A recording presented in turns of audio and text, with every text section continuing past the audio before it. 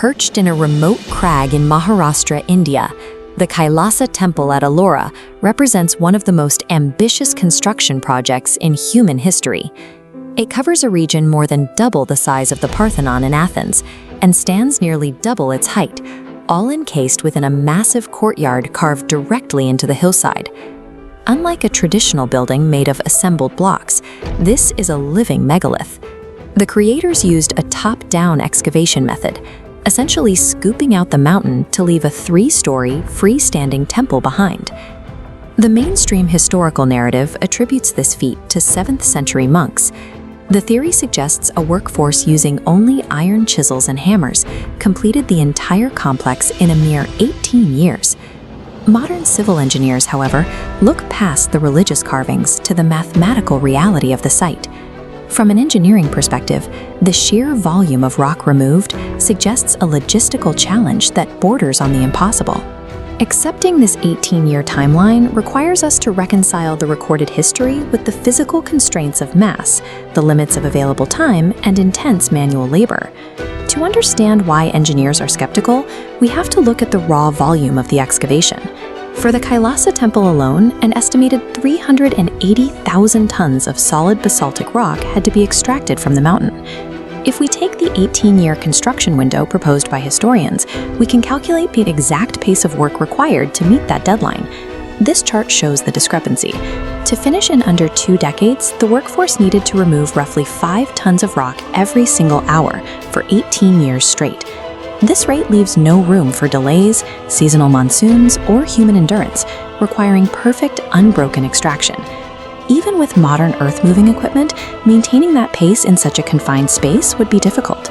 When you consider that every inch of this site is also covered in delicate, intricate carvings, the 18-year estimate becomes even harder to justify. This chart quantifies the largest physical anomaly at Ellora, the missing rock. Across all 34 public caves, approximately 3 million cubic meters of stone were removed. That is enough material to build the Great Pyramid of Giza with 1 million cubic meters left over. If this were a standard quarrying project, we should see massive debris piles or ancient transport routes. Instead, the surrounding region shows no trace of the millions of tons of excavated basalt. This lack of physical evidence extends to the sister site of Ajanta. Though 60 miles away, it displays the same level of surgical precision and inexplicable technical detail. In the deepest, darkest recesses of the Ajanta Caves, walls are covered in vibrant, lustrous paintings. Yet, as we can see here, the ceilings are completely free of the soot marks that oil lamps or torches would have left behind while the artists worked in the dark. The missing debris and the lack of soot marks create a physical paradox.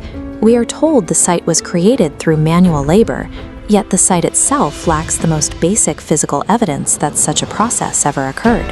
Historians date these sites based on the inscriptions found on the walls, but dating a structure by its inscriptions is like dating an old castle by the most recent painting hung on its walls. It tells us who was there, but not necessarily who built it. These carvings depict the Ramayana epic.